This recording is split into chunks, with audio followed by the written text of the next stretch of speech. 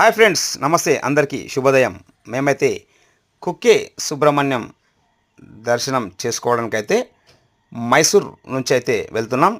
ఇక ఎక్కడ వెళ్ళినా ముందైతే మనం కడుపు నింపుకోవాలి కాబట్టి దారిలో ఉన్న ఆశీర్వాద్ గ్రాండ్ ఉడిపి హోటల్కు అయితే మేము వెళ్ళాం. ఇదైతే చూడడానికి లొకేషన్ సూపర్ ఉంది. అక్కడ ఫుడ్ ఎట్లా ఉన్నాయో మరి చూద్దాము.